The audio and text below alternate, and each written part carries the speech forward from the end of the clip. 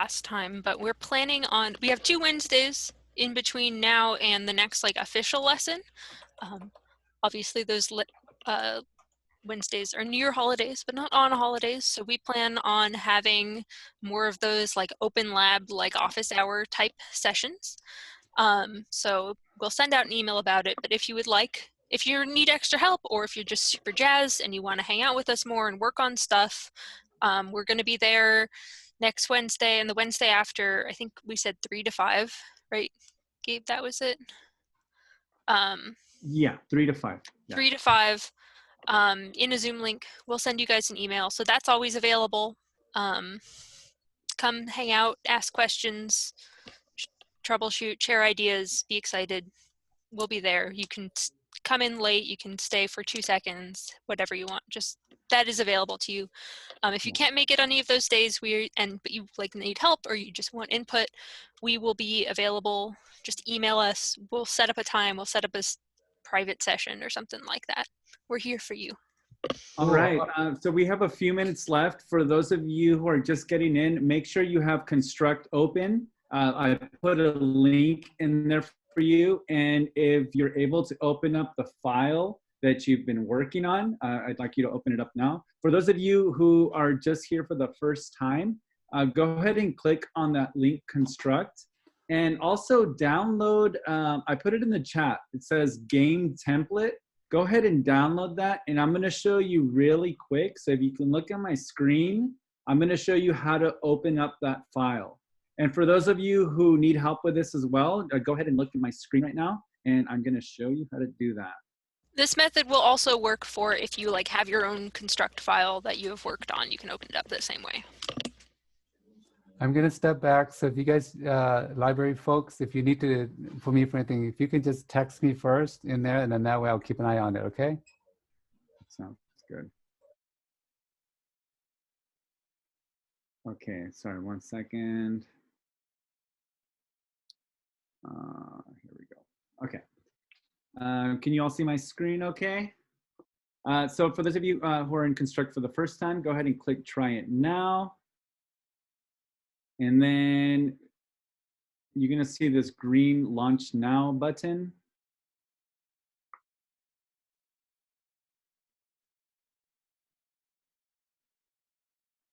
And right now, as I'm doing this, for those of you who've already been in the class, who has their file already open? Please let us know in the chat. Just say, got it open, or me. I saw a lot of me's with 2 E's on there too. You can put those as well. Awesome. Okay. Ivan's got it. Ivan's got it. Tyler's got it. Cool. You're gonna go to where it says File, and then you're gonna open up that C3P file here. Okay, so it should be called My Game Template, and you should be able to open it, and you'll get this. Okay. Is anyone having trouble? Is anyone unable to get this open? Going once. Going twice. If you at any point encounter trouble, let us know. Put it in the chat, raise your hand, yell, scream, cry. We'll pause and help. I'm able to open Construct, but you lost that file somehow. That's fine. I have access to your computer currently. Not having computer access might be a problem. You may just want to pay attention, write stuff down. You can use Construct on a tablet. It might be a little fiddly, but it should still work. But I don't know if we have a way to get around computer access. Sean's got it. Jean, so if you lost the file you've been working on, because you've been here, you can download the new template. Gabe put it in chat, but it's also in the classwork section of the Google Classroom. If you go all the way down to Intro to Game Development, there is, oh heck, I'm on a weird part of Google Docs. It's the Construct Game template. Gabe, would you mind sticking that file in the chat again one more time? Yeah, of course. Wait, you have a question? Go for it. Ask your question. Okay, I'm gonna turn on my mic. I was looking for my character that we did last time, and it's not there. Or where is it at? And I'm pretty sure I saved it. Let's see, it's not there. The first thing I would do, so is it not in like the main and like layout? Yeah, that thing where the triangle's supposed to be. Okay, so that might be a few things, which actually segues nicely into the stuff we're teaching. It might be in, if you go to the, sorry guys, I don't know my left from right of the window. There's a bunch of like game template layouts, event sheets. If you scroll down to object types, it's a folder. There should be a object in there that's player. Is that there? On the right, you can see on Gabe's screen. Okay, yeah, mine's not on there. I don't think I saved it. Do you not have anything that's player? Okay, yeah, if you didn't. So one thing that you can try to do is you might have saved it because there's a couple different ways that you can save it. You can save it onto your computer and you just need to find it on your computer, or you might have also saved it on Google Cloud. So you can go to Project Open, and if you did save it on Cloud, you would go to Cloud Open, and you would find it, look for it there. And if for some reason you're not able to open it, that's totally okay for now. We can kind of troubleshoot that at the end of the class, and just learn the theories and stuff that we're going to teach you right now, and then we'll hopefully we have enough time to kind of troubleshoot some of those things as well. Okay, thank you. All right, so yeah, so at least for now, if you can open up that file, that game template file, and then we can move forward with that. Okay. Yeah, if anyone isn't able to, like if you don't have computer access, or you just don't have the file, or you can't do it, or you're too lazy to load it in, the stuff we're teaching today will still be useful, and you'll still be able to follow along and learn and improve. Okay, so with that, hello everybody, welcome back. Thank you for coming back to our fourth workshop, learning about game development. So so far we've learned about game design using game design documents. We learned about how to use the construct tools to create artwork. We learned about sprites, and we learned about the tile mapping. Today is where we get into, if you've been here for the game design ones, get your game design documents open, because we're going to be building that stuff and you'll want to be able to reference it. That might be important to have open. Yeah, and you can find all that stuff on in the Google Classrooms. And Emily, if you could put that link on there one more time. Okay, so today is where we get into the computer science-y part of the whole game development stuff. So in the chat really quick, who here is into computer programming? Or who here is scared of computer programming? Let us know in the chat. And you're scared? Okay, so what is computer science? Can anybody tell me what computer? Coding is a great answer. So if you really we're all scared about it. Awesome. Yeah, and if you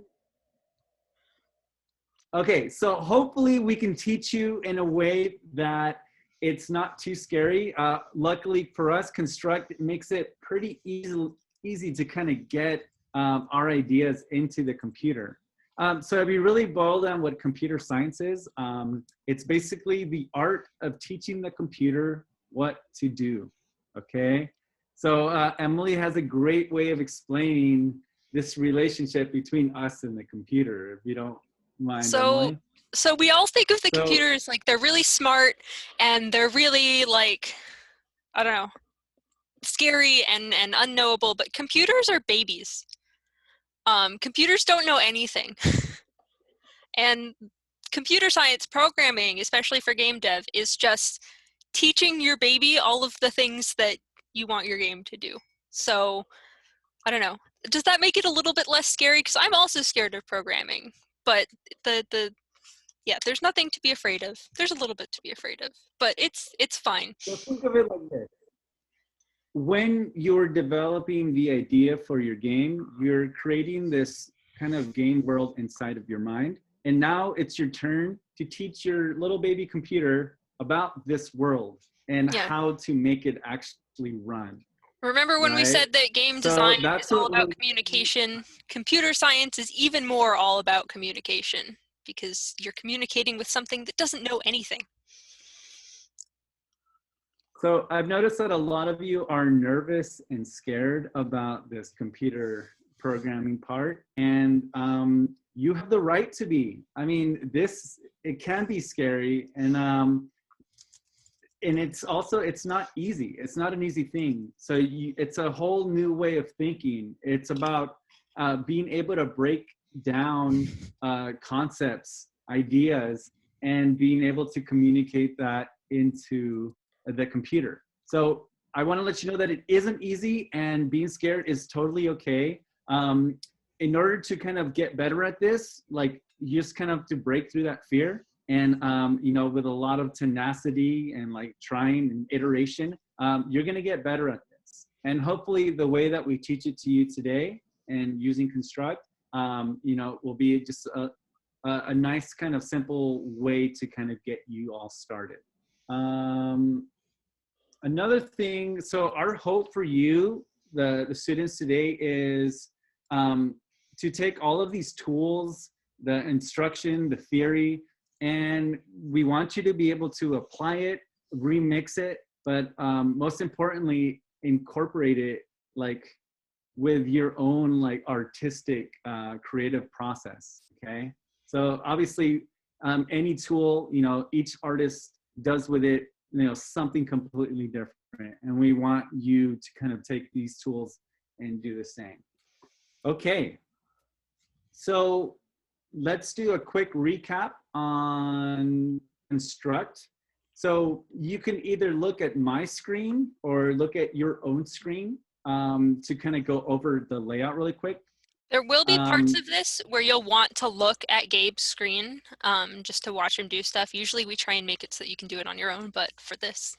But in general, unless he's like, hey, everyone, look at my screen, you can be looking at your own screen, just listening around.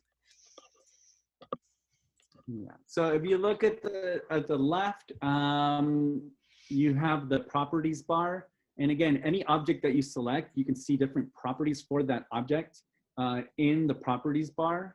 You can also see the properties of your layout. You can change the dimensions. There's all kinds of things that you can change using the parameters in the properties bar. Up at the top, you can see the menu bar.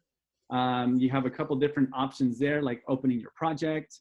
You can also, if there are any bars missing in your program, you can actually go to menu, view, bars, and add any of the bars that are currently missing. Or take away bars. Or take away bars, exactly. Also at the top, you'll notice we have 3 tabs. One of them says Start Page, one says Layout 1, and the other Event Sheet 1. So we're going to be using Layout 1 and Event Sheet 1 interchangeably today, so be aware where those are at. And the Event Sheet is where we really get into like the interesting parts of Construct. Not that it isn't already interesting. Okay, to the right, we have the project bar. And again, everything that you add into the game. All of your objects, all of your bits, all of your art, all of your controls, all of your cameras and lights, those will all show up in your project bar. Exactly. And underneath that, we have another section for bars. Mine currently says tile map. Yours might say layers and layout. Again, you can also change the layout for Construct depending on how you like to play with it. But right now, mine says tile map, and that's what you used last time. So that's just a quick recap of Construct, the layout. And let's get back into what we learned about last time.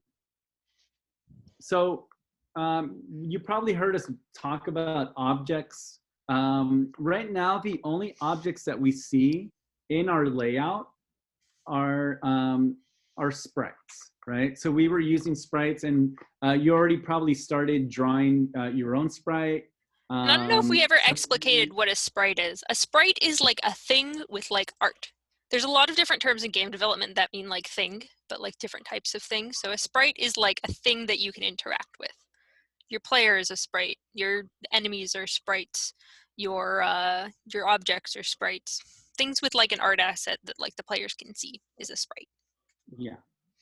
And in addition to the sprites, we also have another object type, which is the tile map, which you also learned how to use last time. So before we do anything, I want you to find on this file that you've all opened up, or maybe even on the one that you've been working on, you'll notice that we have these two little circles above and below the rectangle, that red rectangle or that pink rectangle. And if I click on it, and if I look in the properties, you'll notice that it has a name, it says collect. What I want you to do is I want you to select one of those, and clicking we're on it. actually going to get, yeah, by clicking on it, and you can actually press delete. You're going to delete all the collectible items in the game. Okay. And you'll And notice, we're kind of, if you do this from the layout, it still shows up in your project. You can still go to like the little collectible object. It doesn't delete the memory of it, the idea of it from like your game files. It just means that in the game as it is right now, there's none of those types of objects available or on the map right now. so although we've deleted it, we did this for a purpose. So we still actually need to have some kind of collectible object, but we want to show you how to add your own sprites because we haven't gone over this yet. So one way to add sprites, there's a couple different ways to do different things. If you double click, I'm going to double click outside in the gray area of our layout. So I'm not going to click inside because that's going to select the tile map. So outside, I'm going to double click, and then I should get a new kind of drop down menu. Does everyone see this? Okay, excellent. And you see where it says insert new object. So you're going to click on that. Once you click on insert new object, you're going to see all the different object types that Construct has.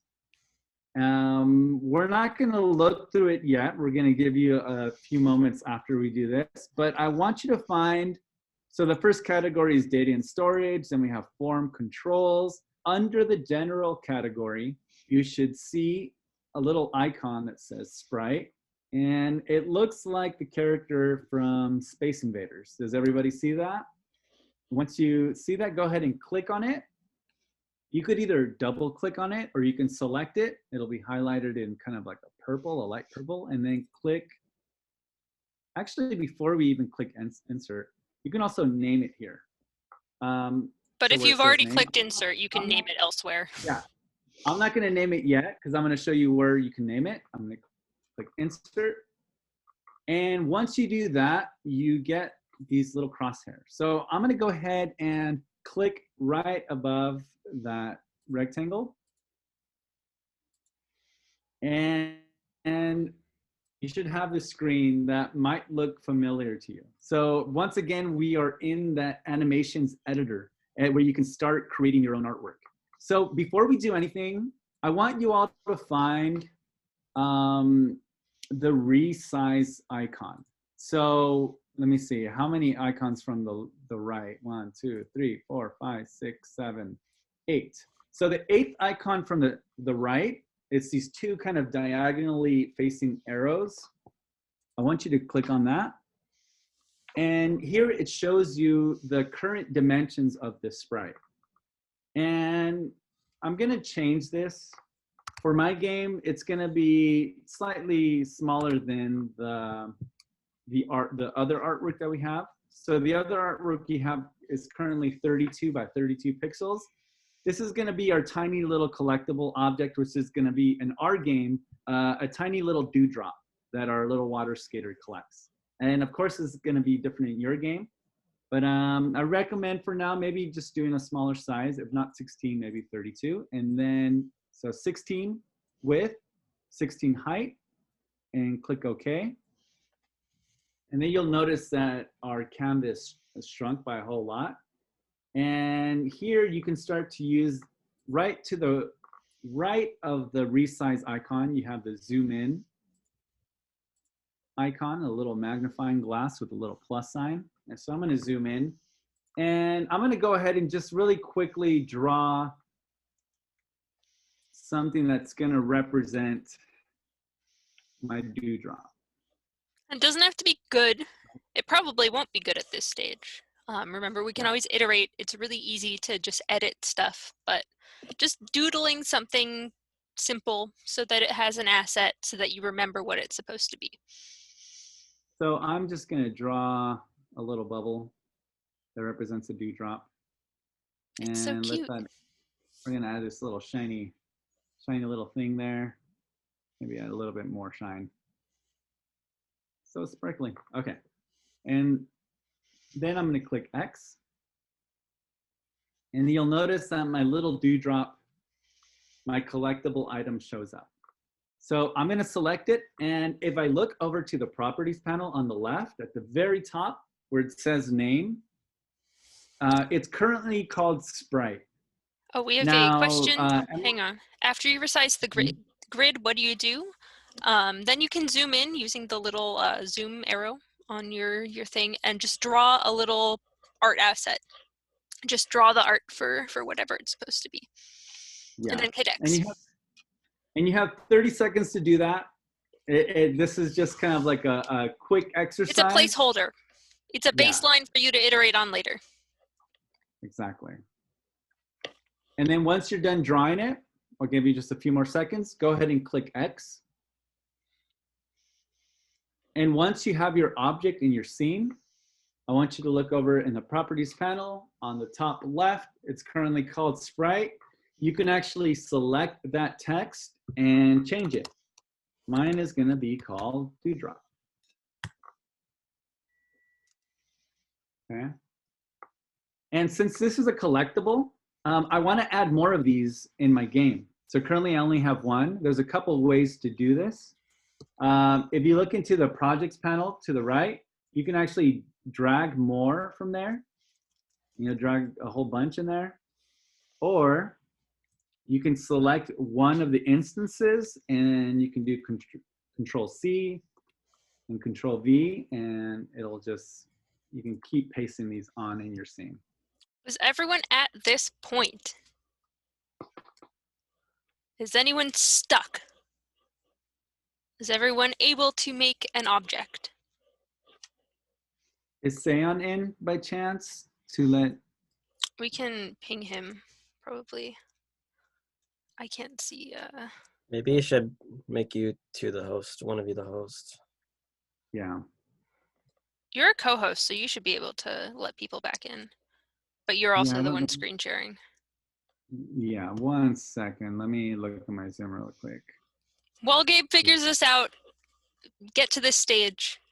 Actually, one interesting thing at this point, once you have multiple collectibles, you can look into your properties window and you won't have multiple like instances of the collectible.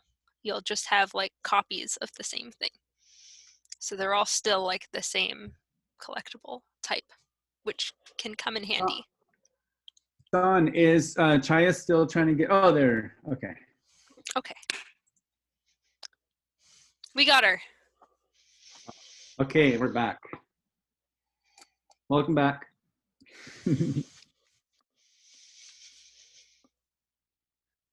Okay, let me share my screen again. Oh, 1 second.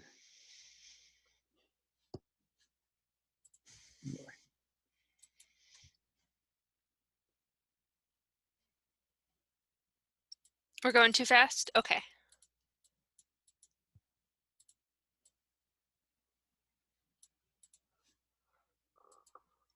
We have a little bit to cover, but we should be able to, there's other parts we'll slow down a little bit.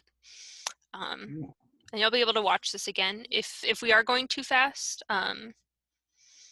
say something in the chat and we'll pause. But also, if you miss anything, we can do a solo Yeah. session. What's important right now is that you have a collectible item. If at this point you weren't able to draw your new collectible, we were just teaching you how to add new sprites. What you can do is go over to the project panel, and you'll find an object called collect. And you can actually just drop it into your scene. Okay.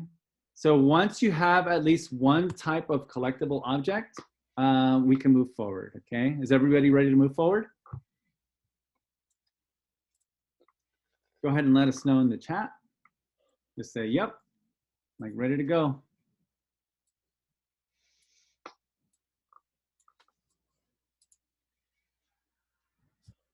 Okay. Awesome. Awesome. Are we ready? Is anyone having should we move trouble? forward?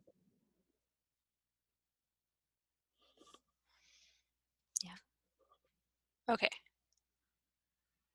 Okay, the last thing that we're gonna do, or for the objects, is somebody having trouble? No, we're good. We're going once, we're going twice. Cool. If you do have trouble, tell us. Okay, so we're gonna add a new kind of object now, okay? So all the objects so far that we've added, we've been able to see, but there are also kinds of objects that you can't see, okay? Does anybody, so you can, one of the kind of objects you can add is like audio, like sound and music. Those are things you can't see, and you won't be able to see them on your layout. And also you can add things like inputs. Does anybody know what an input is?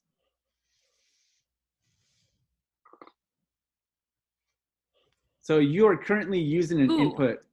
Tyler Wow. says a command. That's good. So as you type that in, Tyler, you are actually using a input, which is the keyboard, okay? So we're gonna add an input type into our game right now. So again, I'm gonna right click or 2-finger click in the gray area of my layout. I'm gonna choose Insert New Object. And again, look at all these different kinds of objects you can add. Actually, go ahead and just spend a minute or a second looking over all these different kind of objects. Ooh, under media, there's the audio object, which we'll cover next time. Geolocation, that's cool. Yeah, so there's Construct is pretty powerful if you really get into it. It's a lot of fun. Okay, we are gonna go into the input category, and we're gonna select keyboard. And this is a good example of the computer being a baby. Like, obviously, we're making a computer game. We want to play on a computer, but we want to play with our keyboard. But the computer doesn't know that. We have to tell it that we want to be able to use our keyboard with this. Okay, so also before we add the keyboard, look at the other types of input you can add. And think about your game. Does your game use the mouse? Does your game require a gamepad or a touch? So these are things that you can actually start to add to your game and kind of experiment with. And for our lesson today, we're going to use the keyboard, and I'm going to click Insert. And obviously, it's not going to place an entire keyboard into our layout, but if you look into our project panel, you'll notice under Object Types that we now have a keyboard object in our game, okay? And that means that we can access the keyboard for the stuff we're going to build. We can use key presses. So once we get into the event sheet portion, we're gonna be using the keyboard in that. Okay, so we're gonna do another quick recap, which is some of you might remember we started adding functionality into our game by using behaviors. Does anybody remember using behaviors? So I know some of you had to open up a fresh new file, and that's totally okay. What I want you to do is I want you to select the triangle, which is going to be the player object in your game. And if it's not a triangle, then whatever art you made for it. Yeah, for our game, we made this little water skater, and it might be different for your game. So I want you to select the playable character. And if you've already added that behavior, you're going to notice it in the properties panel. So we have this 8-direction, these parameters for 8-direction. For those of you who haven't added it yet, I want you to pay close attention. You're going to find this text in the properties panel. It's a blue text that says behaviors, and you're going to click on it. And you're going to go ahead and add a new behavior. You're going to click add new behavior, and you're going to select the 8-direction behavior under the movements category. And for those of you who have it added already, who already have 8-direction, you can go ahead and skip this step. Okay. So we're going to run really quick through how to test your game, because I want everybody to test their game really quick in this recap. So you're going to click on that little play button up at the top next to the menu bar, and your game should start to load. So I want everybody to do that really quick. Oh, forgot to remove a behavior. Let me do that really quick. There's a quick, there we go, okay.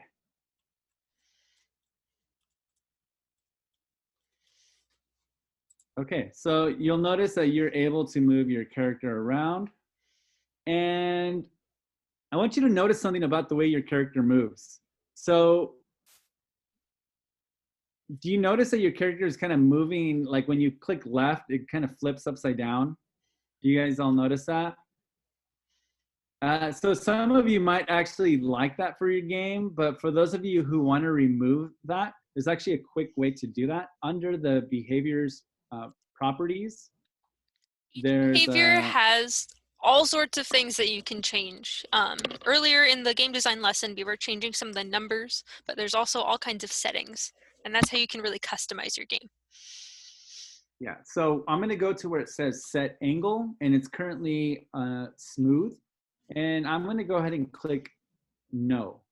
So now if I run my game, you'll notice, or go ahead and run your game, you'll notice that it doesn't change its angle, right?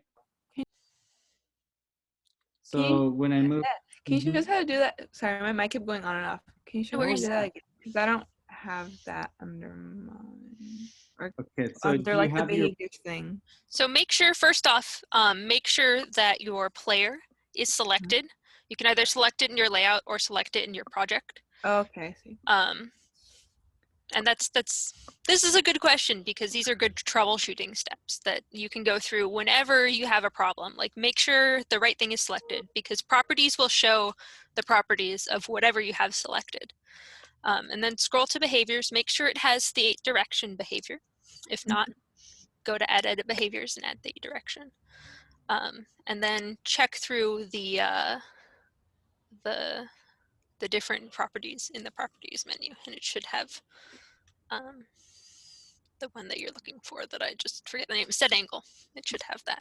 Lemon, were you able to find it? Yeah. Cool. Okay, perfect. Okay, so that's all pretty cool. So other things that you can change are, you can change the speed. If your game is about a really fast character, you can change that speed, or if it's about a snail, you can make it move really slow. Some of And these again, are also kind of obliquely named. Like, if I was just looking through this, I wouldn't think that that's what set angle would do.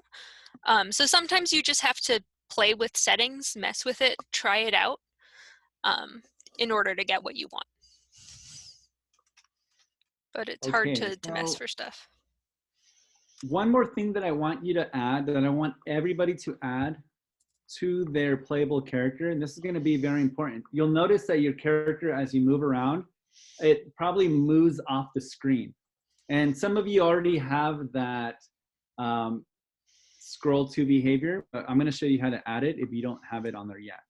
So once again, with my playable character selected, I'm going to click behaviors. I'm going to click add new behavior. And I'm going to go into the general category and select scroll to. And then you're going to click add. So when you test your game now, you're going to have access to the whole screen. So as you move your player around, it's going to move throughout the entire layout. So, yay, I'm free. So our little character is free. So some other things that you might want to consider adding, if you don't want your character to go off the layout at all, there's a behavior called, it is called bound to layout. And that'll actually keep it inside of the layout. And then It's also if, destroy outside of layout. If you yeah, want your and that one character is to good. die going out of bounds. One really interesting one that you might want to play around with is this one called wrap. Once it gets to the edge of the layout, it's going to appear on the completely opposite end. So that And these are all game design decisions that you can make. All of these are valid choices. Not one of them is better than the other. You can be like, well, this one fits my game really well. I want my game to be punishing, so I'm going to destroy the player. I want my game to be confusing, so I'm going to wrap. Like, I got a question. yeah. How do I keep him upright when I'm moving him around? Oh, so that is that's- the setting that we were talking about. He's like twirling around. Nathan, look at my screen really quick. Go ahead and look at my screen, and then you're going to follow along after I do it. Okay, Alright. Can you see my screen again? Yes. Do you see where under the properties? So I currently have my playable character selected, right? Yeah. If you look under behaviors, you see Yeah. where it says set angle? You're going to click. So currently it's on smooth, right? Yeah. You're going to change that to no. I want you to do that and then play it and then let me know if it fixed the issue. All right. Thank you. And that's one of those settings that's really like weirdly named, but it does what you need it to. What was the name of the behavior to get it to like move with the screen? That is scroll 2. All right. Okay, thank you. And that's another kind of obliquely named one. Yeah. So a lot of It these should you be might be like, follow. I want this setting on my character, but I don't really like know how to achieve that. Sometimes you just have to play around with random behaviors until one does what you want it to do. I got it to work. Okay, so, Awesome. oh, Nathan. perfect. Awesome, Nathan. Okay, now what we're gonna do, we're gonna add one more behavior before we move into the more computer sciencey part of the lesson. And we're actually gonna do this by selecting the challenge object. So right now the challenge is this kind of pink red rectangle. Go ahead and select it. And we're gonna select the behaviors. We're gonna add a new behavior. So the behavior that we're gonna add, and this is gonna add kind of a little bit more life to your game. It's gonna be an animation basically. So it's just gonna be a simple movement. So if you go to the movement behavior category, you're gonna see one that's called sign. Does anybody know what a sign is?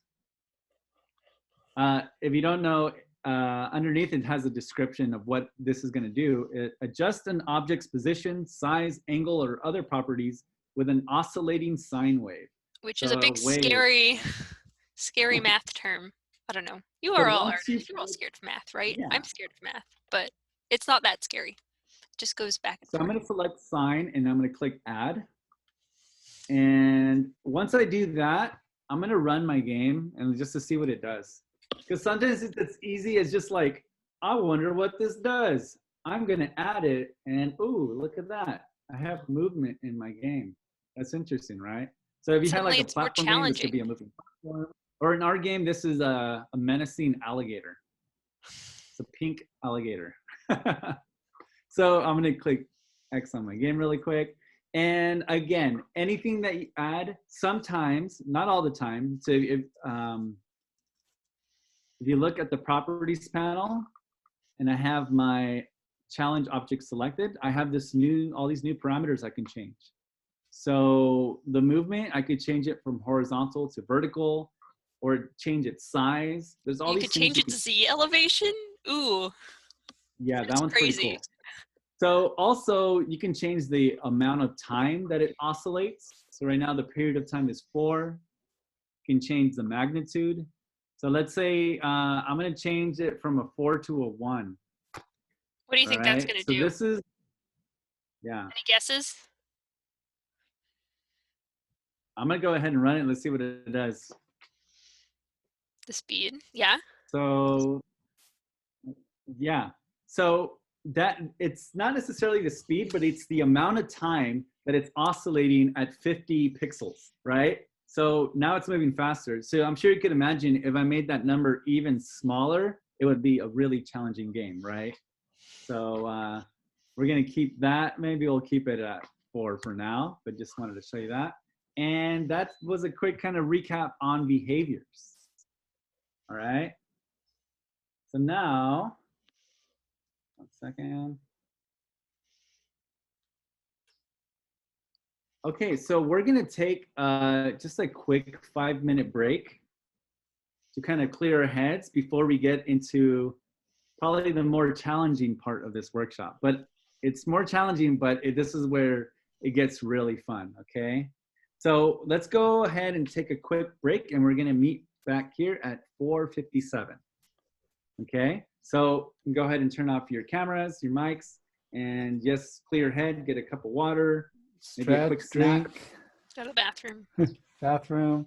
I'll be here if anybody wants to hang out and talk or ask questions. Yeah, if you have any questions or I guess we'll do a question thing when people are back. Hmm. Make sure everyone's caught up. Question that I can answer, not the game stuff.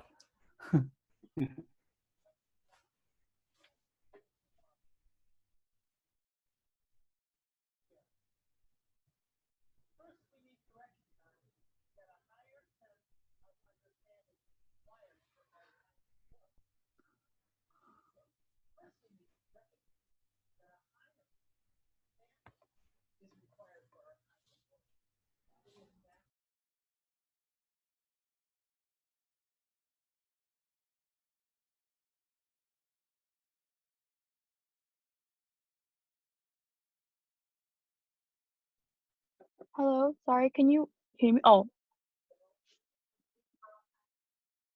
okay, wait, I have questions, but I don't know if I can ask them now. Is it a game or the game You can ask question? them if you want to stick them in the chat, just because like if you have questions, chances are other people want it, so people will know it. But you can also hold off on them until people are back, just because. Got it, I'll hold off then. Yeah, write them down.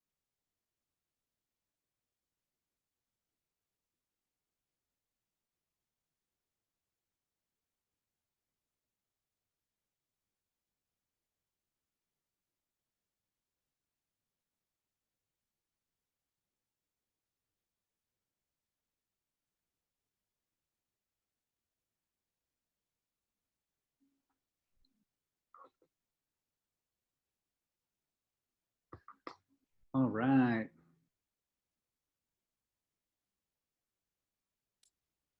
All right. I have to restart my computer really quick. Will someone be able to let me back in the meeting in a couple minutes when it turns back on? Okay, I'll be right back. Okay, Gabe, can you post the template again Oh yeah. for Jean? Kudos to you for following along on a blank document as well. All of this is applicable to any game project, by the way. You can always make a new object and assign behaviors and stuff. It doesn't have to be based on the template. Just the template makes it a little easier. We're back a little bit early, but that's okay.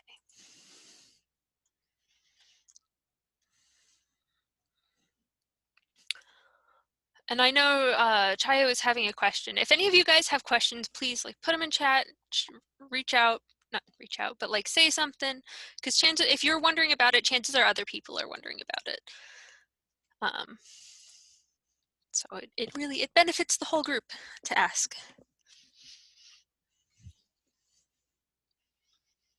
All right, Chaya, do you want to ask? Not to put you on the spot. No, you're cool. So when we were talking about the sprites and putting it in the grid and everything, I had drawn my bubble, I zoomed in everything, but when I went back, it's like really small and it doesn't look like Gabe's at all, and I was very confused. Even though I tried to shrink it, it was really weird. Do you mind screen sharing really quick? I'm actually on my iPad because my laptop was having problems, so I disconnected earlier. No worries. So I don't know if I could screen share. Can you right face now. your I'm sorry. computer? Can you face your iPad? Actually, let me try.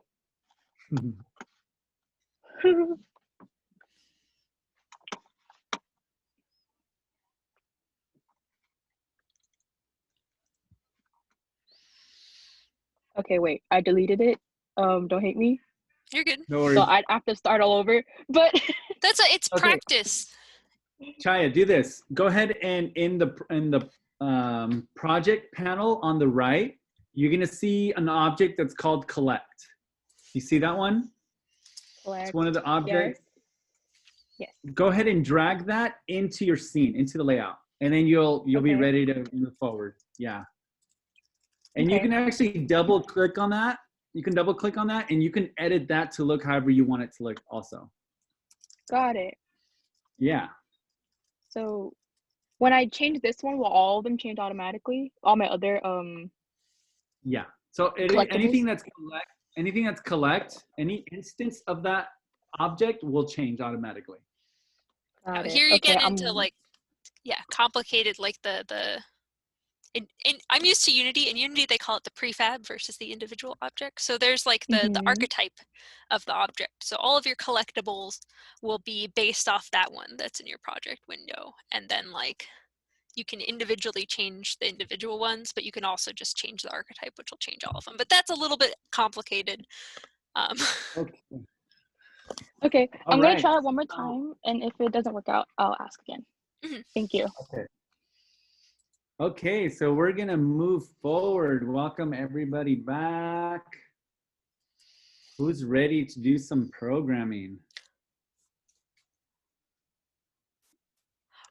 Are Okay, you guys I'm gonna not share able my to screen download again. stuff that gets linked in the chat? Because for me, on my end, it looks like Gabe linked the Gabe template, but people are saying that that might not be. You can? Okay. It's specifically like a file that you download. So if you have problems downloading stuff, that might be it. If you're, yeah, it may have to do with the Chromebook. So if you can't get the template, really you should be able to do this with the blank one. The stuff that we set up is just like a starting zone, but now you guys basically know how to do all of the stuff that we set up. You know how to make objects, you know how to add behaviors. So it may be an issue with Chromebook, but I think you should be able to follow along. Yeah, so if for some reason you can't follow along because you don't have the file that I linked, go ahead and create a new object. Just draw a quick little, placeholder like a happy image. face or something. Yeah. and then you'll be able to move forward with this next part.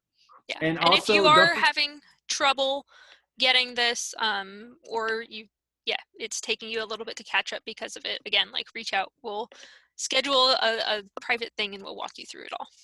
But you're not too far behind. Also really important, if you're doing this from scratch, don't forget to add the behaviors that we were talking about, like the movement behavior and the scroll to behavior. Mhm. And hopefully you'll be able to kind of catch on this. If not, yeah, like Emily I'll type said. this out, what you need in the chat. Okay, so the next part, if you go ahead and look at my screen, I want you to look at my game about the water skater. And we already have something that's kind of, semi-working. We have something that's playable. We have our little character and it's moving to the right. It looks perfect. But now when I want to move backward, what do you notice? It's doing the moonwalk, right?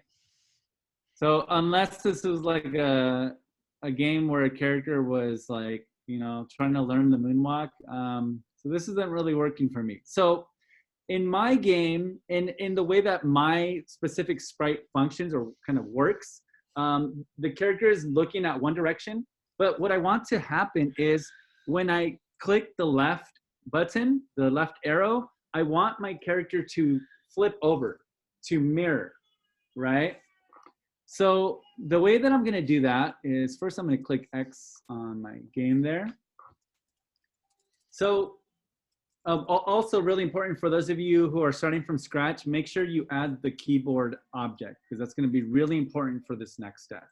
So let's get into the computer sciencey part, the programming of Construct. And we're gonna do that by going up to the event sheet, which is up on the top. It should say event sheet 1. And let's make sure that everybody is in the event sheet.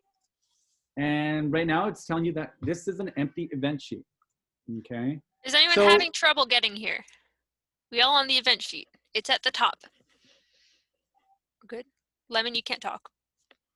You're muted. I'm like all over the place. I just had to like feed my pets, and then I'm like, Oh wait, yeah, what are no we doing? worries. So the events, this is the main programming interface for Construct.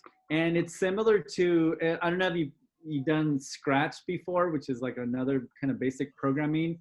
It's block coding. It's kind of, you use these blocks of information to create, to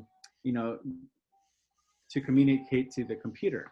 Yeah, so like if So- we think about events are things that happen. Events are exciting. Events are fun. So up until now, we've been doing behaviors, which are kind of things that will always happen. They're just the things that the game does automatically. They don't change. They don't really, I don't know. Yeah, they're static.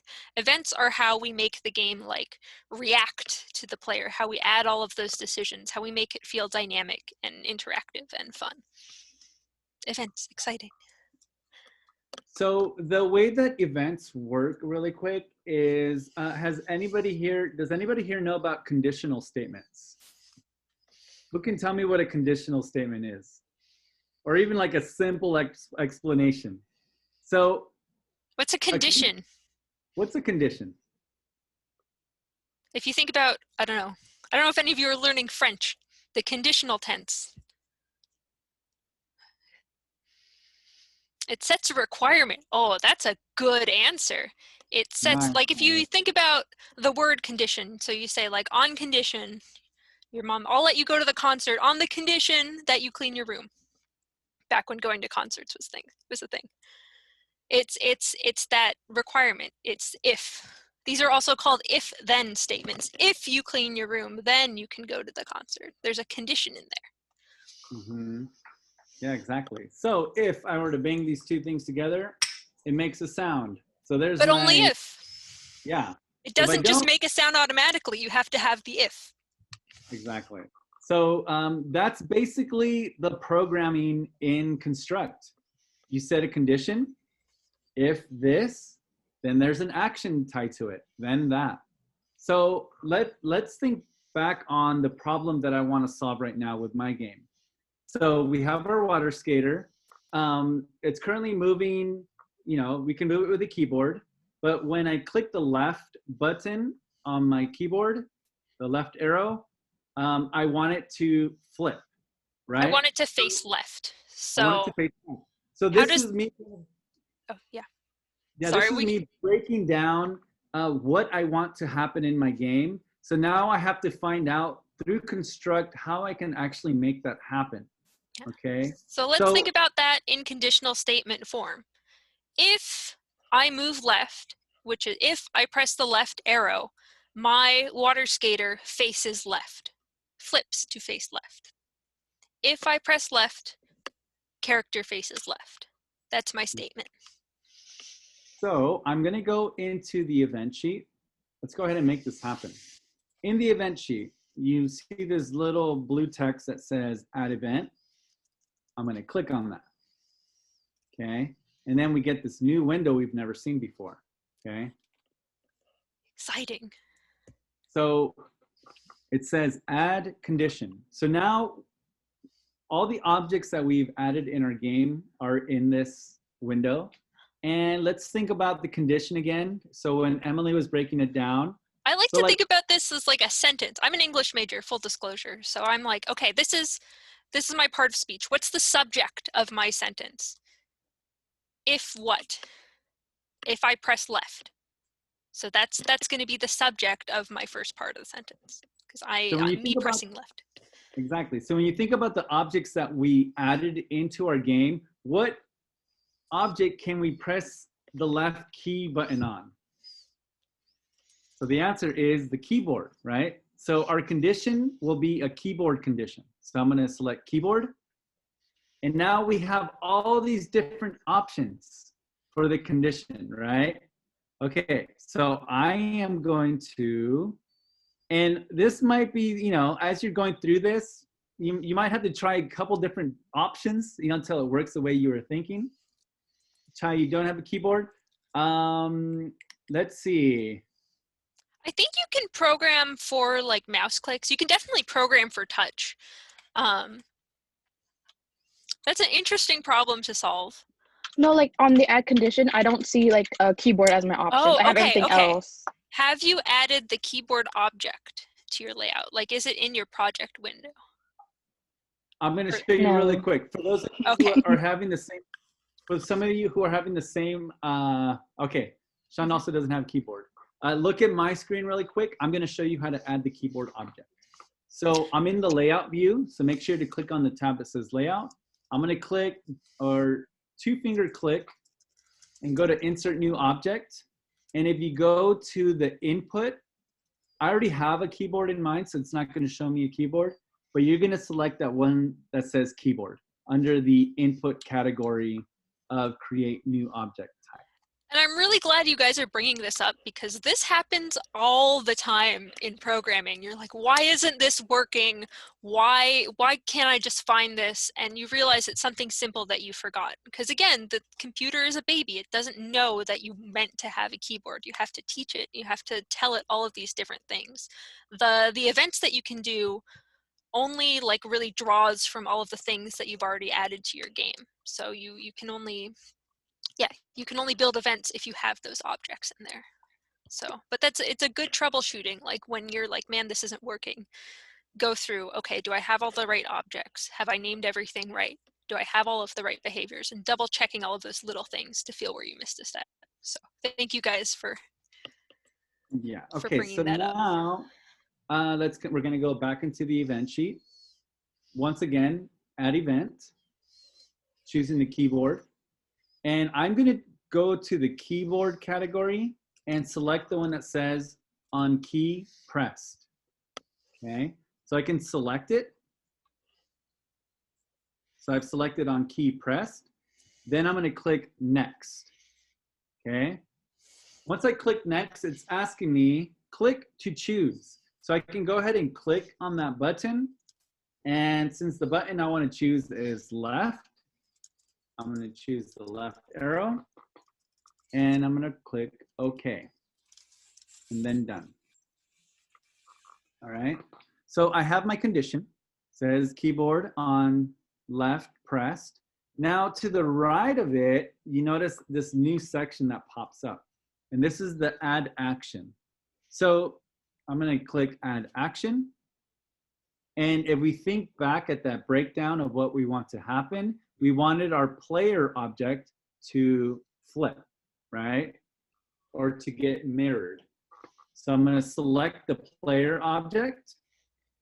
And actually, before I do, look at my player object. And you notice how it looks like it's facing to the right. If for some reason, if you just have a circle or a triangle, this is not going to be very effective as far as flipping. So you might want to go into the artwork and draw something like little eyes or something to, you know, so you can notice that it's actually pointing in a certain direction. But you can do that after you do this. Erica, you had a question? Yeah, I have a question. So I was trying to get the keyboard, but I got it, but then I lost the event sheet, number 1. How do I get it back? So you can't see it, the event sheet tab on the top? Yeah, I don't have it anymore. I only have layout 1. Okay, yeah, let me show you how to do that really quick. If you go into the project panel on the right, you can look at my screen really quick. So under the project panel, you notice under event sheet, it says event sheet 1. So you can actually double click on that. And then the event sheet should pop up and go back into the tabs. Okay, And let me thank know. you. Yeah, you're welcome. So do you have the keyboard on left arrow pressed condition added?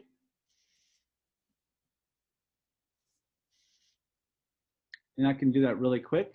So add event, keyboard on key pressed, and then you can choose left arrow. And once you have that, then it opens up the action. I'm going to click add action. I'm going to choose the player. And this time, let's just take a quick second to look at all these different action options that we have. Now, when we're done with this class, I want you to take more time to look at these because these are your different options for making changes to your game. The one we're going to choose is, where are you? Under the category that says appearance. So from the top, there's age direction, angle, animations, and then appearance. You're going to see an option that says set mirrored. Okay. So if you look into a mirror, you're going to see kind of the opposite of you, like facing you. And that's basically what we want to happen in our game. So we want you to select set mirrored. You can also search for things if you can ever not find it, like you know it's an action, but you can't find it. You can search in that little top bar. Exactly. So up at the top right, it says search. So I can put set mirrored, and there it is. It pops up. And the state says mirrored, and that's perfect. That's where you want to keep it. And we're going to click done. All right. So now we have our sentence. I have another question. Yeah, No worries. Thing popped up that says you have 24 events. How do I get this out of the way? It's not going away. It's like a thing that says you have 24. You should. Can you just click away from it? So the free version of Construct, you only get 25 of these. If you wanted to purchase Construct, it's a little expensive, but you get more. But for the scope of our game, 25 should be enough. Yeah, it's so not letting me like click away though. That's kind of skeevy Construct. Let's So see. not an X? We don't have that because I think that's like the first time you build an event in Construct. It does that. Can you screen share really quick? Or are you able to screen share? Yeah, hold on. Oh no, I can't. No. How do I give you Wait, who's screen? that? Lemon. Lemon. Let me see if I Oh, can- okay, Also okay, in the okay. chat, You should just leave it there. It should be okay. I just tested it on mine. You can't X out. It'll be on your event sheet, but as you add more events, it'll just like, it won't Yeah, but cover it's not stuff. letting me. Oh wait, never mind. Okay, got it. Okay. Okay, perfect. Okay. Okay, cool. Great. Okay, so does everybody have that? And then go ahead and run your game. Or you can look at my screen, and if you notice, so I can move to the right, up, down, and when I press left, all right, it moves, Cool. it faces to the left. But now, We have a remember- problem. The computer's a little baby and we have to teach it things. Now when I press the right, it is moonwalking towards the right. We never told it to face back the other way. We said, when you press left, face left. And the computer doesn't know we want it to face right when we press right. It just knows that when we press left, we want it to face left. And again, if for some reason, if your player character, you know, we have this cool little character, you can tell that it's facing the right. If for some reason you can't on yours, go ahead and add like little eyes or something momentarily to, you know, so you can really see that effect happening. Mm-hmm. Okay, so let's move forward in the event sheet. And I'm gonna add another event. So we're basically gonna do the exact same event. So let's take the next minute to do the exact same event. The only difference this time is, instead of the left arrow, it's gonna be the right arrow. And where it says set mirrored, there's gonna be an option that you can set it to unmirrored, okay? So let's go ahead and take 1 minute to do that. Build our sentence again. Yeah. If the keyboard presses left, then we're gonna set this Or to right. unmirrored. Or presses right. I'm not good at left and right. And the action is gonna be, again, the player. Mhm. You're gonna go to set mirrored. And you're gonna choose from the state not mirrored, okay? And if this is a little rough to get your head around, I know it is for me, like saying the sentence out loud, what you're trying to do can help. Putting it into plain English instead of computer speak, or Spanish, or French, or whatever you prefer. Okay, so once we have that, I think we're ready to move to the next thing. But first, go ahead and test it out. All right, so it works a little bit better this time. So I move the right arrow, moves to the right, left. Oh, I was doing a little moonwalk there for a second. That's okay. Little bugs. Okay, cool. So that's working out. All right, so now we're gonna go into a new concept. Does anybody here know what a variable is? You guys all heard of variables in math, right? You've taken algebra. So variable. What's a variable? Yeah, what is a variable? It means something a little bit different in programming than it does in math. I think like at the high level, they're probably the same, but for our purposes, it's a little bit different. A variable is a box, roughly speaking. It is a container. It is something that you put something else in so that like the computer can reference it. Exactly. So in our game, we have these objects that you can collect, right? So when we're collecting these things, where is that information going to be stored? Now, this is where we can start using variables. So like Emily was saying, it's a variable, box. It's like a container. And every time we collect in our game, a dewdrop, we want that information to be stored in a certain place, okay? So let's go ahead and get this started. So you might want to be thinking about your own game and what you want to be collected in your game. It could just be called, in our game, it's going to be called dewdrop. But in order to add variables, and you're going to double click, or I'm sorry, right click, or two finger click somewhere inside of the event sheet. So I'll do that again. So in the event sheet, in one of the blank areas, I'm gonna two finger click, and you'll notice that there's a little icon that shows a little world, and it says add global variable. So I'm gonna go ahead and select that. And I'm gonna name my variable. So since this is really important. Basically, you're putting a label on the box that says what goes in it, so that when you tell the computer, like, hey, go check how many dewdrops it says, the computer's gonna look for the box that says dewdrops and check how many is in there. Don't name it dewdrops, name it whatever your collectible is. But now, if you look at some of these settings, the type is a number. So our container is going to hold the number. And the initial value, when in our game, we start off with no dewdrops. So we start off with 0. And I'm going to click OK. And you'll notice at the top, you get a new global number. And it should be the name that you gave it. And it should say equals 0. Okay. So now I'm going to start to use this global variable. I want to be able to add to it. Now, let's kind of deconstruct the actions or the conditions that need to happen in order for a global variable to be added, right? So in our game, whenever our player goes over a dewdrop, we want it to add to that container, you know, one at a time. How did you add the global number? Double or right click anywhere in the event sheet and it'll say add global variable. Yeah, so I'll do it one more time. So I right clicked, or I have a trackpad. So I 2-finger clicked and add global variable. And go ahead and name it anything you like that fits your game. Make sure to name it good because this is what the computer is referencing this as.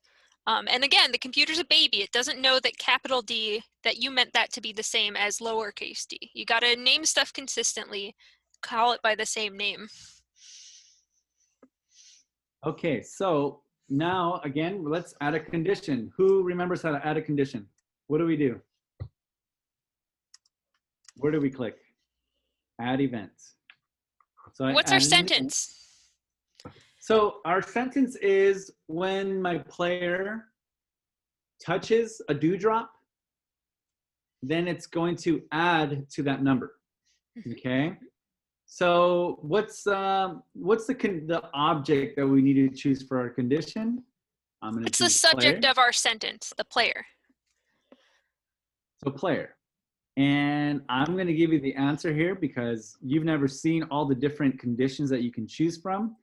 But we're going to go into the collisions category, and we're going to choose the one that says on collision with another object. Okay, on collision with another object. I'm going to click next. And now we get to choose what that object is. Okay, so it's asking us what object does the player need to collide with. So I'm going to click to choose, and in my game, it's the dewdrop. In some of your games, that collectible item is named differently. So I'm going to choose dewdrop and then done. So we have that first part of our sentence. Now, let's go ahead and add the action. So to the right of it, I'm going to click add action. And so we're going to kind of talk about something that we haven't talked about yet. This next action doesn't really reference any of the objects that we added into our game, but it actually references the system. So that global number is inside of the system now. So we can click on those gears that say system. And if you go down to the third category where it says global and local variables, we see a couple different options that we have to change that variable. We're going to choose the one that says add to, and then next. And at this point, we only have one global variable. And I like that it adds just one, because right now, you know, you go over one dewdrop and then adds one dewdrop to your global variable. So I'm going to click done. Okay, so I think this is going to work. We have our sentence. All right. When the player collides with the dewdrop, we add 1 to our count of dewdrops. Exactly. So I want you all to look at my screen really quick. I'm going to go ahead and run it. I'm going to play it. And this is good practice. Every time you add something, it's really good practice to test it, just to make sure that everything's in order, that everything works the way you meant it to. Okay, so I'm going to go over one of these dewdrops, and let's see what happens.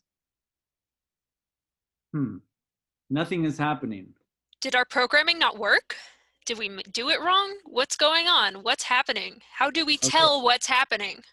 All right, so I'm going to click X really quick, and I'm going to show you a different way to preview your your game, okay? So we're gonna go to the debug mode of Construct. So in order to access that, where we have the little play button, you notice to the right of it, there's this little drop-down menu, okay? So you're gonna click on that drop-down menu, and we're gonna select where it says Debug Layout, okay?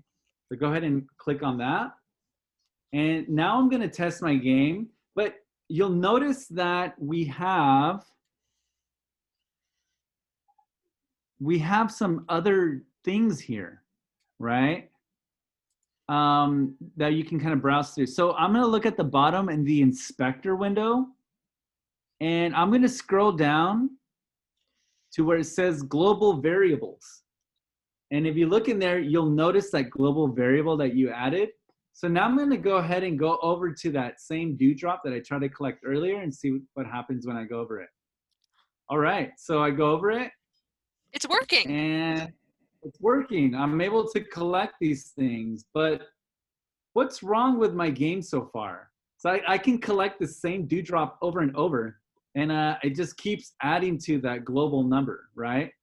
So can anybody tell me what needs to happen for my game to function the way that I was thinking? Because there really should only be one at a time. Like once I collect this thing should go away, right? Pop it. I like that. Exactly. Okay, so. Needs to disappear. Exactly. Exactly. You Okay, need so to I'm gonna tell click the computer to delete the bubble. Exactly. Now you're thinking like programmers. Awesome. Okay, so far we've been only adding one action to a condition, but you can actually add multiple actions to a single condition. Okay, so now in addition to it adding one to the dewdrops global variable, we also wanted to just delete that object, right? So what you can do underneath where it says add one to dewdrops or collectible or apples or shoes, I don't know what, or paintbrushes, I don't know what you have in your game. Shattered You're gonna fragments of your broken heart. So we're gonna click add action, and I'm going to select the dewdrop object. Click next. And this is a little dramatic, but under miscellaneous, we're gonna choose the action that says destroy.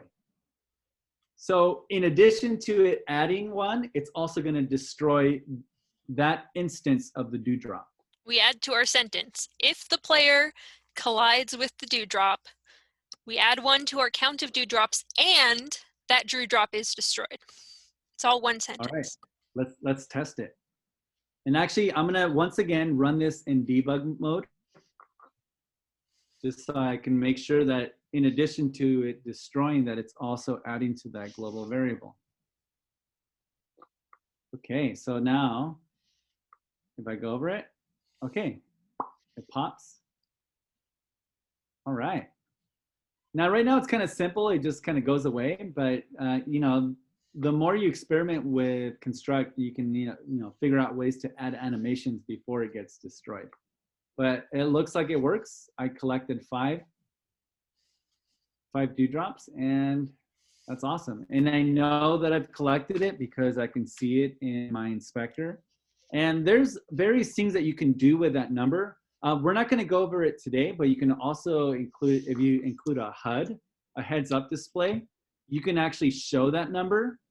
You can also use that number in other different ways. What if your character like grew in size, like depending on how many dewdrops you collected? So these are all options that are based on your game. Again, that global variable is just a place to collect things. And you could do anything with that number. You can reference that number in other places as well. Yeah, you can add to it, you can subtract it, you can have the game check on it to see like, oh, if this number is 5, then this thing happens. Or if this number is greater than 3, this thing happens, or less than 3. So if you've collected more than 3 dewdrops, this happens, or something like that. You can do all sorts of stuff to that number once it's established. Yeah. Speaking of which, so you can actually just so you can compare that number. And yeah, you can have it do something very specific. So we're going to add a new global variable. So in a lot of games, you're probably familiar with the concept of health, right? So like your player might have a certain amount of health, and it depletes if something, you know, touches it, or it goes on spikes or fire, or, you know, gets its heart broken. Its health, you know, kind of depletes. So what I want you to do now is go ahead and add a new global variable, and we're going to call this health. And your game might not have health necessarily, but this is a good fun exercise to do. And this is also a good example of global variables don't have to represent things. Like if we say it's a box with like a number of things in it, that doesn't have to be like actual things. It can be metaphorical things as well. Okay, so I named mine health. So initial value, do we want our health to start at 0? No, right? So our game has 3 health, okay? Your game may have more than that. Our game has 3. Or less. Your game may only have 1 health. That's up to you as the designer. So for this next step,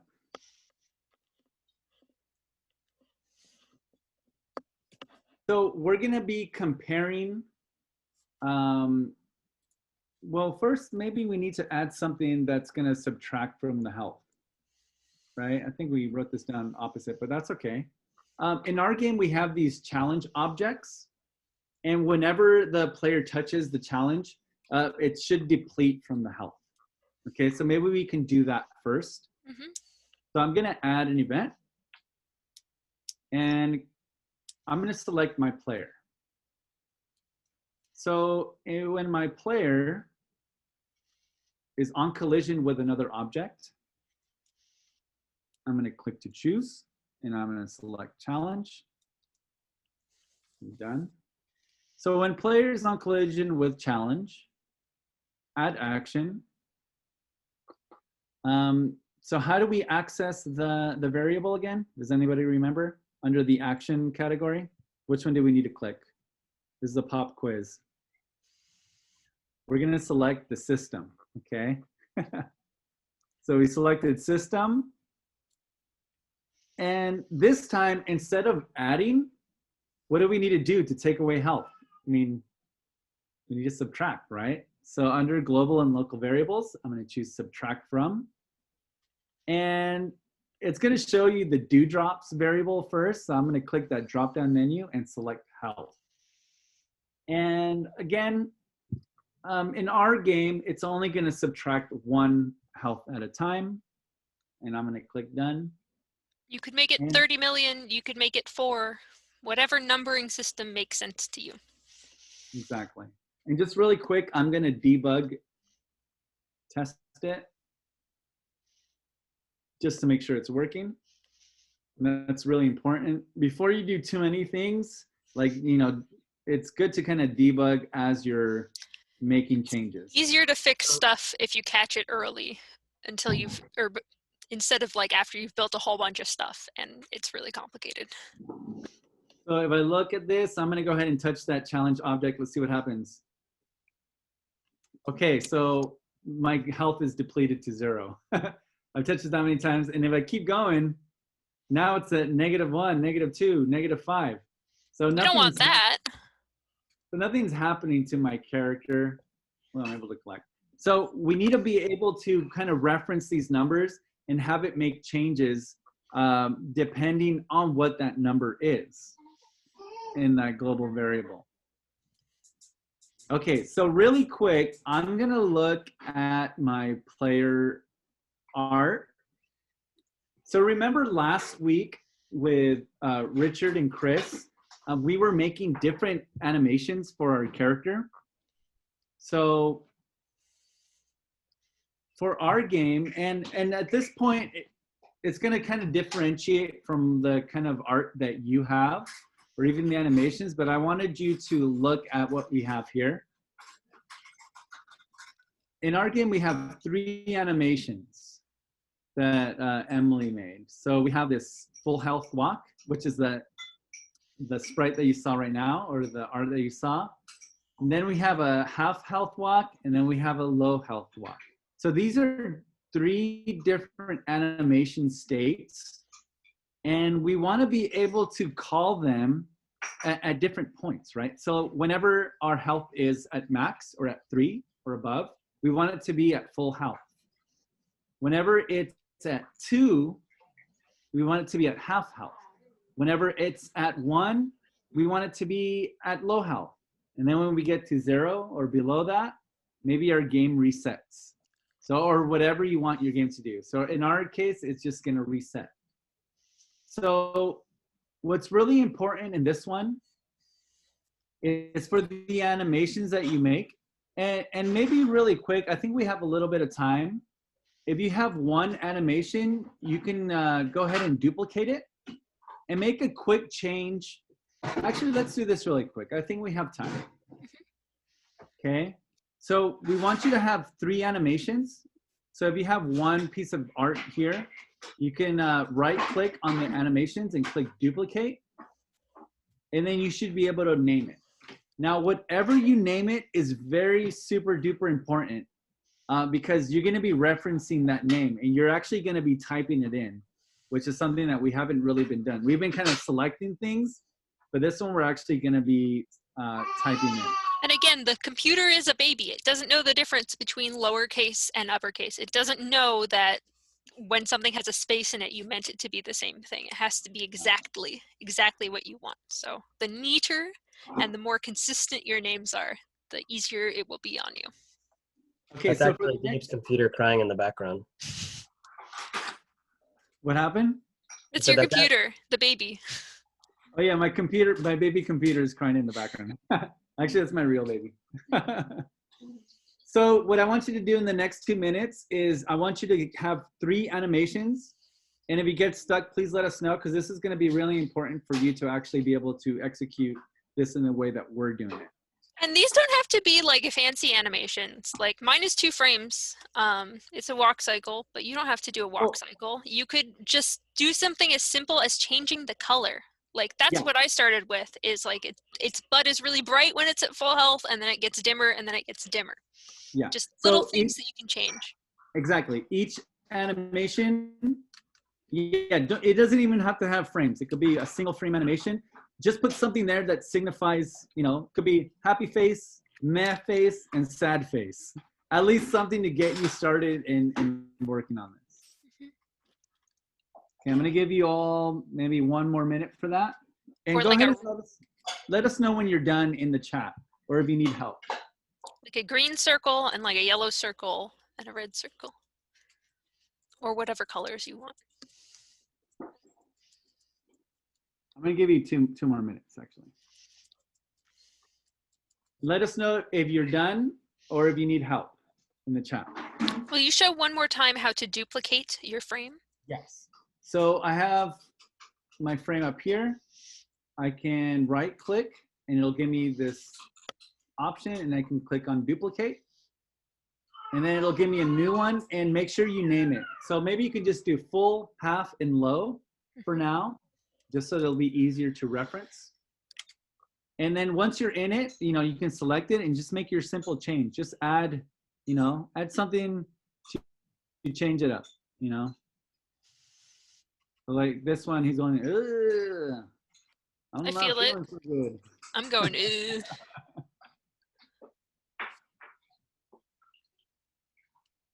Is anyone having a hard time doing this? Anyone stuck? We're rapid iterating, so the art doesn't have to be good.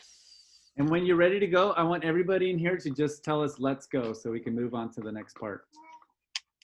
Let's type in, let's go. Can you open the chat? I'm sorry? Can you open the chat? I messaged you. Okay. Whoa. Emily or me? Cyan, I'm sorry. Oh. Oh. He may For not the be color here. palette, how do you save a color? You can, that's a great question. You can right click on it and it'll say save primary if it's your primary, or save secondary if it's your secondary. Got it. Thank you. Yeah. I have a pixel art program on my computer, and it's super duper hard to save colors to the palette. I'm really glad it's really easy in Construct. Yeah, in Aseprite, the palette continues to vex me. It's a great program, other than that. Ivan is good. Awesome. Hey, let's go. Hey, let's go. All right. Let's go. Is that the intended reading of Who that? needs to slow down? So Does anybody Ramon need us to slow down? Or... Oh, the hey, let's go. Da-na-na-na-na-na. Okay. Is anyone struggling?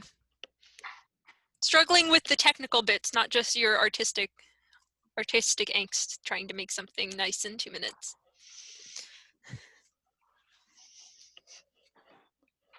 Ready? Okay. I think we're ready to go. Yeah. All right. So I'm going to click X on that.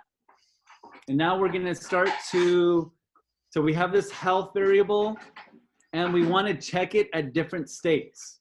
So if the health is equal to 3, it should be at that healthy state.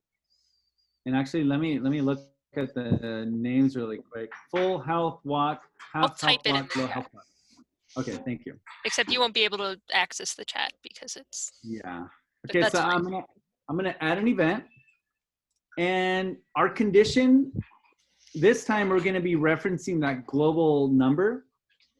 So I'm gonna click on System, and I'm gonna go to Global and Local Variables and Compare Variable.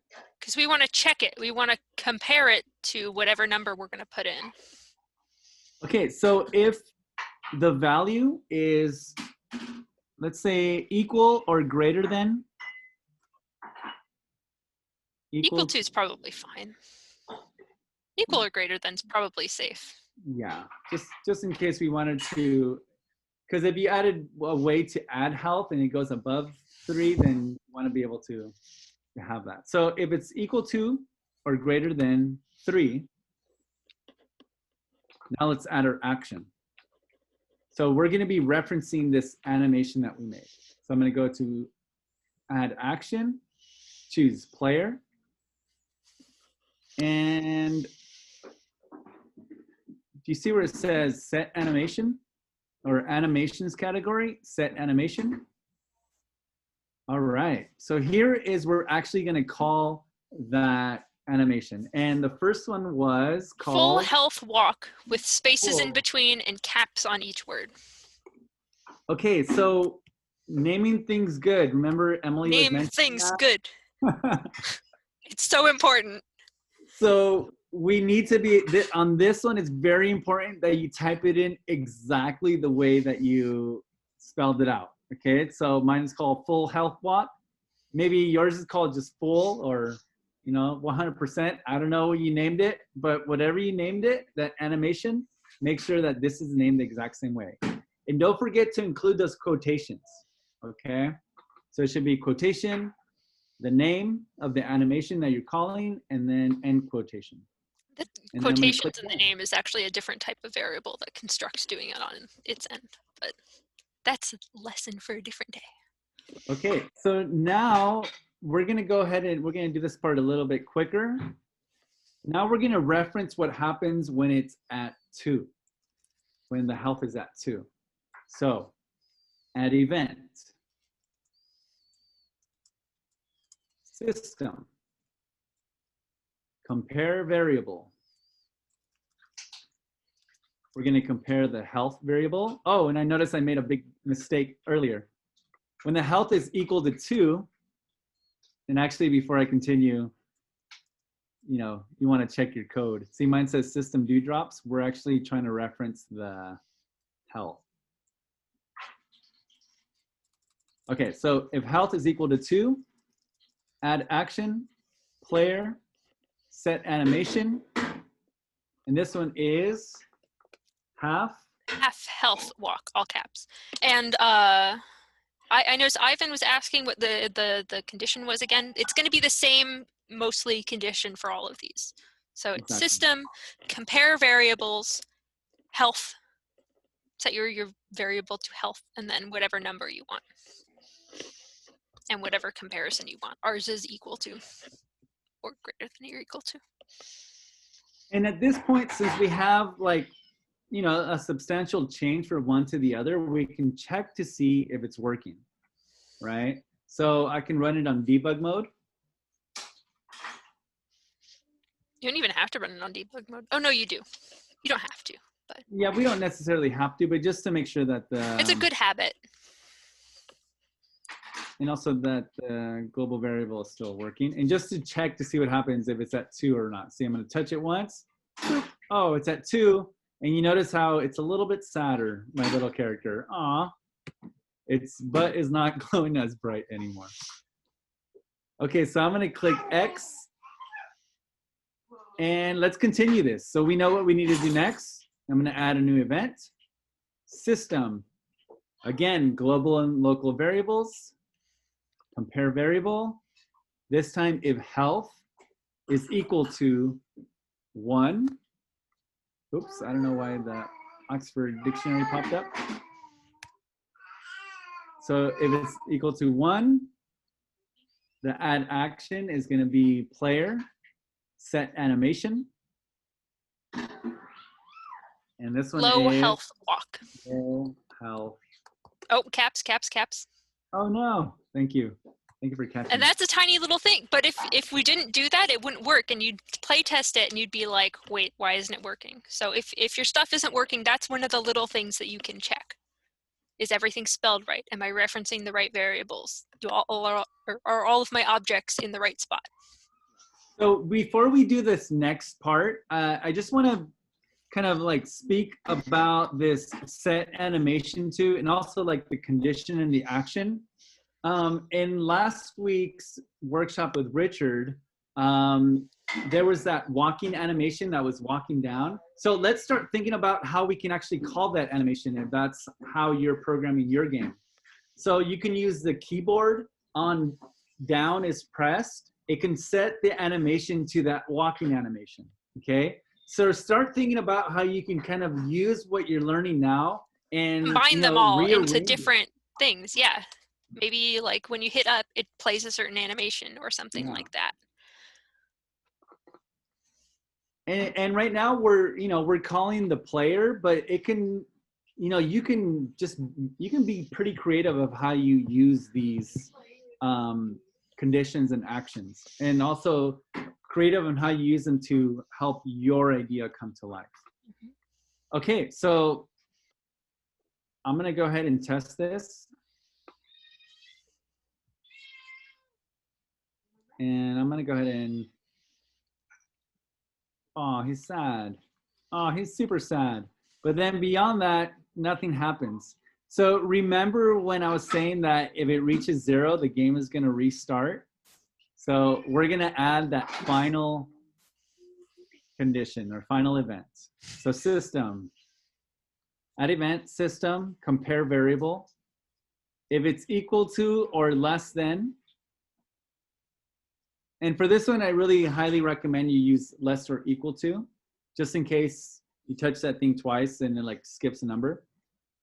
So system is less than or equal to 0. Add action. Okay, so for this action, how do we get the game to reset? So this is, again, we're going to be using the system action. And if you go under the layout category, there's one that says restart layout. So if you click on that, as soon as it reaches 0 or less than 0, the layout's going to restart. The whole thing will reset. So let's go ahead and test this out. And uh-oh, what happened to my game?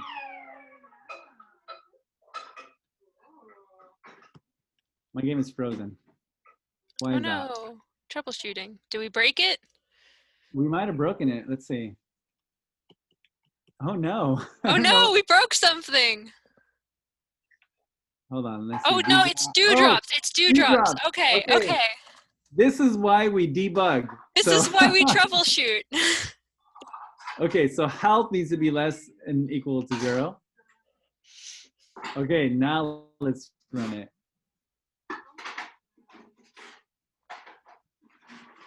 There we go. Okay, boop. Let's see. Oh, so sad. Ouch. Okay, and then restarted. Okay, so now what's happening is we ran into one more issue. So the global variables, once you're done, it never goes back up to 3. All right. So what's happening is my game is frozen because it's constantly restarting the layout. So we need to do one more thing. We need to reset that health to 3. Okay. And this is as simple as adding another action after the restart layout. So underneath restart layout, we can add action. We can go to system and we can go to set value under global and local variables. And we're going to set the health back to 3. You could also, there's an option in there for reset global variable. And you could also do it that way. There may be reasons that you want to do it one way or another, but for a lot of these, there's multiple ways to approach it. So we're almost done. You guys will be building your own stuff, hopefully, over the break. But you may All right, approach now we it know in a what way we're that's like, yeah, that's not how we approach it. And that's fine, as long as it works. That's the most important bit. Exactly. So we have around 5 minutes left. And now with everything that you've learned, it's time for you to remix your game, to like put these things into play. Like for our game, you know, you can start, you know, adding more challenges around your layout.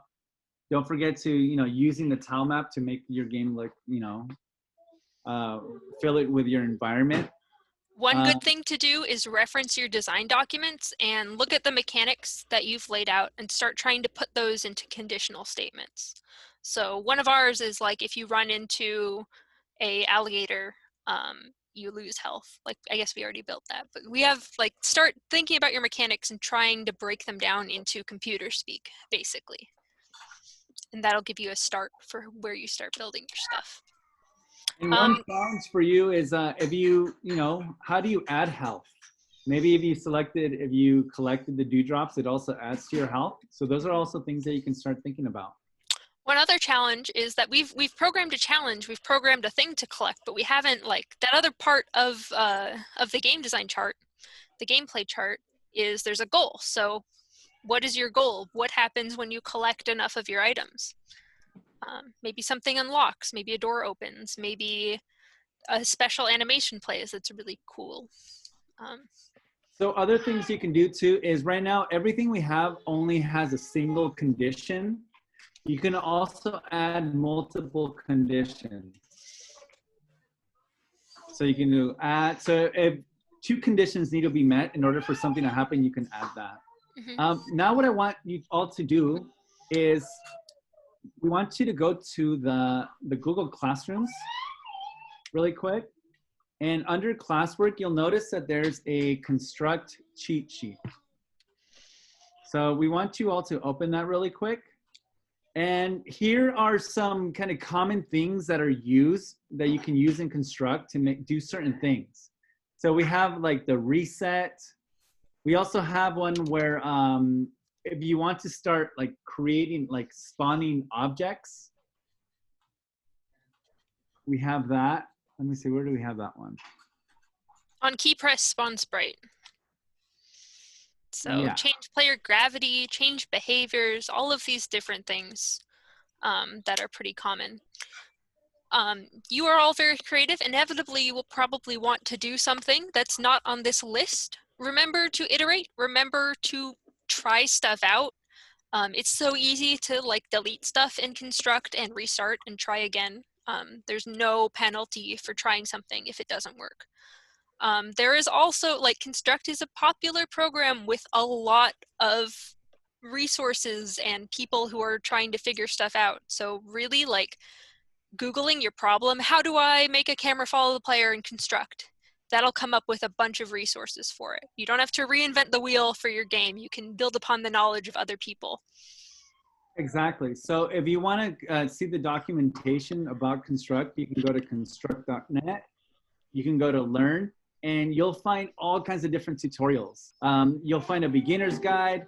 The tutorials are actually really great. So if you want to kind of like step up your skills in Construct, I really highly recommend you using this. And what we taught you was kind of just the very beginning of what the program's capable of doing. And you should be able to create, you know, like start creating the idea for your game. You can already start adding artwork. You can start doing these kind of simple interactions and mechanics. And if you want to go further, you can use the tutorials to, you know, learn new things. And it can get pretty complicated, but keep yeah, in mind it's all scope. really cool. We have one more lesson, and then we have the final one where your games don't have to be done, but we'll kind of like celebrate and we'll see what everyone's done so far. And you also only have 25 events, unless you want to sign up, in which case you have 50, which is still not that much. So keep it small, keep it in scope, try this out. Here. Okay. Good job, Gabe and Emily. So that was right up to the wire here. So we have like a couple minutes left. I know you guys have been really focused with your monitor, eyes on everything. I just uploaded the last meeting, so I'm going to share you the link. And then once I close this computer, I'm going to download the file and then upload this video as well. That was recording of this lesson. So you all can review it over the holidays. And then just play and have fun, and then, you know, just try to make mistakes. That's the best way, I think, to learn, is to just to try and play. And like Emily said, Google something or go to YouTube. Maybe there is is there a tutorial out there? Yeah. Besides, okay. And we're also going to be posting a link for next week. We're going to be doing another open lab session. Those are optional, but they're fun. And if you're overwhelmed by this, or maybe you're not overwhelmed, you're super excited and you want to do more, like show up. So we'll post that link. We're going to be chilling in that link, just kind of working on game stuff, and you're welcome to join us, and we're happy to answer questions. And if that time doesn't work for you, reach out. We are happy, again, to schedule private sessions to help you over email, whatever works for you. Yeah. Cool. So we have 2 more sessions with you guys, right? For the with the long so now, music. I promise you, this one is like well, I don't know. It's really easy to make sounds, and also like implementing it into your game. So I'm excited for you all to. The last piece of the game development puzzle, the audio. Music and sound, yeah. Awesome. Okay, everyone. Thank you so much. I'll hang out here for a few more minutes. So it's 6 o'clock. So you're welcome to head out. Thank you, guys. Thank you for sitting through it. We know it's a lot. Stretch. Get out there and stretch and eat. Thank you. Thank you. Bye. Bye. Bye. Thank you guys so much. Yeah, Yeah, you're dude. welcome. Love having you all. Chris, how long were you waiting there? Sorry, I didn't watch the monitor, so you were locked out. Just like a couple minutes. Oh, okay. Yeah. Okay, did you guys need to rebrief or anything? I can leave this on. Good job, guys. We'll debrief tomorrow because because we're technically off right this second. Okay. But I think that went well. Yeah. Oh yeah. That did go well. Awesome. Yeah, awesome. Yeah, it did. All right. Richard, do you want to say something? I wanted to show you something, but I'll show you later. No. Yeah. I mean, I don't know. I'm down to see it. Oh, okay. I drew your guys' portraits while you were teaching. Oh, let me see. I hope you're not embarrassed. No. I had the art itch, so let me see. Here is what's going on. This is Gabe. Whoa. It's Gabe. Cool. There's Gabe. That's awesome. That's on a awesome. tablet. My beard Yeah, looks that really is. full in that one. It was hard to. It was hard to get you guys because you guys kept smiling and like talking. There's Gabe. Next time we'll try to talk less during our workshop, Richard. You For have to you. pose like, okay, I'm being drawn, so I have to talk without my. Oh. Oh no! Oh, it's Whoa. me. Oh, thank you. It doesn't look good on here. It's I'm a lot sure- better in. Art always does. Yeah, send it to us or put it on the Teams, Richard. Yeah, put it on Cool. the Teams. Oh, that's It doesn't awesome. look good on camera. I'll send Awesome. something with this part or something. Yeah. Cool. I'm hungry. That was it. Thank you all. Thank you. Thank you, Seon. That's Thank you, Thank guys. you. Have a nice holiday. That's what I'm going to say to the kids. Have a nice holiday. Bye. Bye, everyone. Bye, y'all. Good job.